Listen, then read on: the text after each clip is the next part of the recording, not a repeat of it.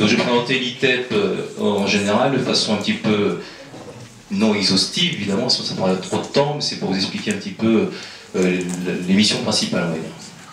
Donc les ITEP, donc, ce sont des instituts déjà thérapeutiques, éducatifs et pédagogiques.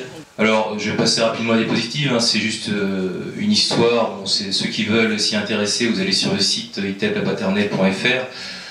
C'est juste pour vous dire que c'est un établissement qui a été créé en 1837 avec une vision humaniste, réformiste de l'époque.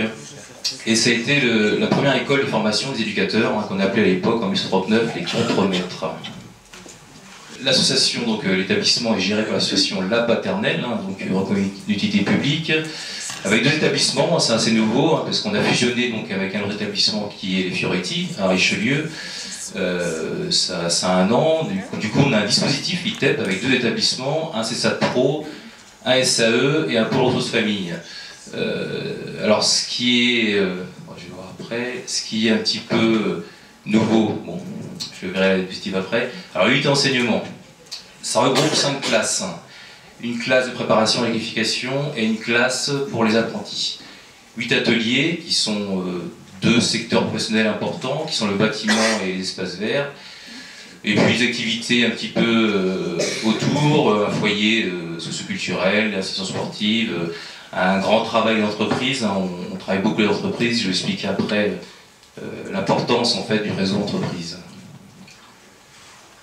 Donc Viager Jeune, voilà, donc ce qui est important, c'est la partie soins, service thérapeutique. On a vraiment un service qui est important, on a 2 psychiatres, 4 psychologues, un médecin généraliste, une infirmière, une orthophoniste, une psychomotricienne, un art thérapeute, un sophrologue, puis je crois que j'ai un peu tout dit. Voilà, donc un grand service soins qui suit les jeunes, évidemment, tout le monde de leur parcours dans l'établissement. Voilà, c'est ce que je voulais dire, la spécificité du dispositif ITEP. Alors, on est évidemment le plus grand ITEP de la région, qui accueille des jeunes de 14 à 20 ans, donc 165 places, hein, c'est vraiment important. Ce qui est aussi l'originalité de cet établissement, c'est pas de technique. Hein. L'unité enseignement, c'est 19 personnes, donc 5 enseignants, il y a 10 éducateurs techniques spécialisés, il y a le prof de sport, il y a 2 animatrices, il y a un médiateur d'entreprise, donc il y a un rôle aussi important, parce que le médiateur d'entreprise, son rôle c'est de prospecter l'entreprise, trouver des stages, présenter l'établissement, présenter les troubles hein, aux entreprises, parce qu'ils ne connaissent pas évidemment les symptômes hein, de ces jeunes. Et c'est une personne qui, toute la semaine, véhicule, on va dire, dans le secteur urbain pour trouver des maîtres d'apprentissage et des lieux de stage. Parce qu'évidemment, dans notre travail, dans notre mission pédagogique et de formation, dans notre mission d'insertion professionnelle, les entreprises sont des acteurs majeurs. Alors, notre spécificité aussi, c'est qu'on est un centre agréé par la direction du travail. Ça veut dire qu'on est habilité hein, à former des professionnels. Alors pour l'instant, on a 3 professionnels, ouvriers du paysage, maçon, plombier et bientôt couverture. C'est important parce que ça veut dire qu'on peut, dans nos murs, avec nos techniques, qualifier nos jeunes sur un titre professionnel ou sur des CCP. Alors je ne sais pas, peut-être que vous ne connaissez pas trop, les CCP sont les certifications. Pour avoir un titre, il faut 3 certifications. Ce qui fait que s'adapter un petit peu au profil de chaque jeune. Un jeune qui est en difficulté hein, au niveau des ressources, hein, au niveau des acquisitions scolaires professionnelles, peuvent passer juste un CCP, hein, le premier CCP, et avoir au moins une certification. Et des jeunes qui sont davantage mobilisés, davantage impliqués et qui ont davantage de ressources, peuvent développer les 3 certifications sur 2-3 années scolaires, et du coup avoir le titre professionnel qui équivaut évidemment à un CAP. Alors les enseignants sont en contrat simple, on a 5 enseignants, 2 établissements, un CESAD, des appartements internes et externes, ça c'est important, bon, c'est plus au niveau éducatif, il faut savoir qu'un ITEP c'est une prise en charge globale, on est vraiment dans un projet global du jeune, évidemment la partie pédagogique en fait partie, il faut savoir que le projet pédagogique de l'enseignement est une partie intégrante du projet d'établissement.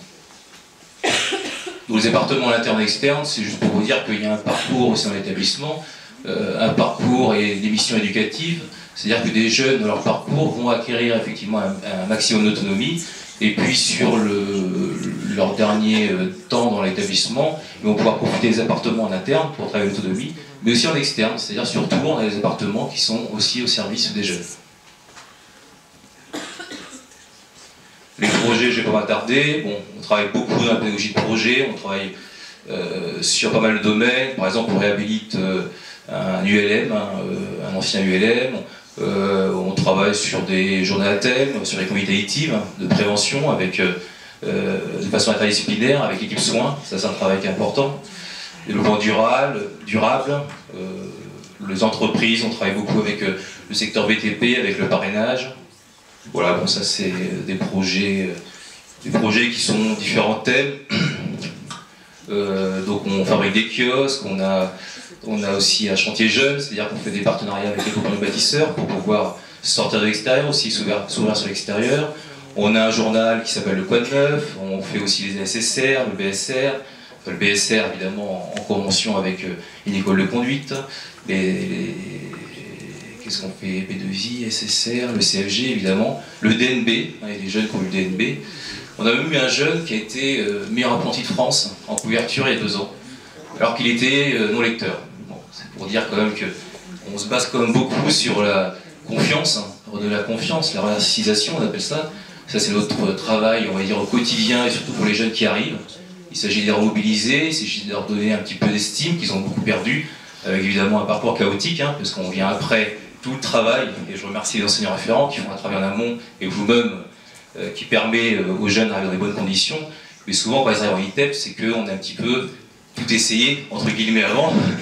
Et puis nous, évidemment, on doit prendre avec tout ça, on doit prendre avec leur parcours, on doit prendre avec leur histoire, et on doit effectivement essayer de trouver des leviers pour leur donner de l'intérêt, et puis leur construire un parcours de formation, en tout cas un parcours d'insertion sociale et professionnelle. Voilà, juste quelques photos. Donc ça c'est l'unité d'accueil. Bon, juste pour que vous visualisez un petit peu.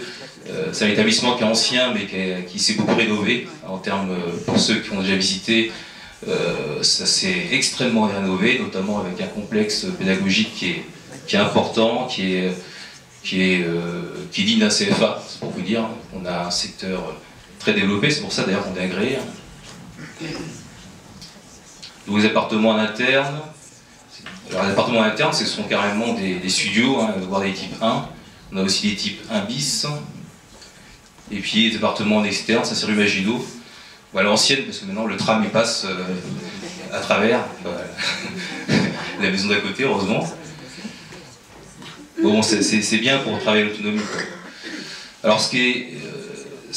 ouais, donc ça c'est des ateliers que je vous parlais, un plateau qui est conséquent. C'est une surface d'un terrain de foot, c'est pour vous dire le plateau technique comment il est important, ça fait un terrain de foot. Donc évidemment au niveau des supports pédagogiques, au niveau des outils, au niveau du matériel, on est plutôt bien doté, et tant mieux pour les jeunes, parce que ça facilite quand même notre travail, quoi. Alors juste pour finir sur la formation, on a signé une convention aussi avec des CFA. Ça permet un petit peu de donner un petit peu la panel du possible au niveau des formations possibles pour nos jeunes.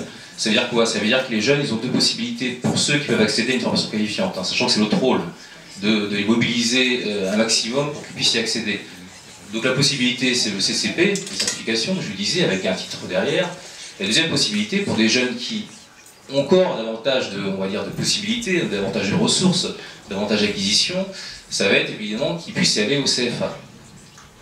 Alors je vous rappelle, difficulté de socialisation et d'accès aux apprentissages. Alors là, le CFA, le problème c'est avec la socialisation, c'est-à-dire le collectif. C'est difficile pour eux. N'empêche que cette convention elle est importante parce que ça nous donne le droit, nous, en tant que plateau technique, agréé, de former nos jeunes dans l'établissement, mais en étant inscrits au CFA. Donc il y a 2 possibilités pour les jeunes. Soit ils sont chez nous en cours, mais ils sont inscrits en tant qu'apprentis.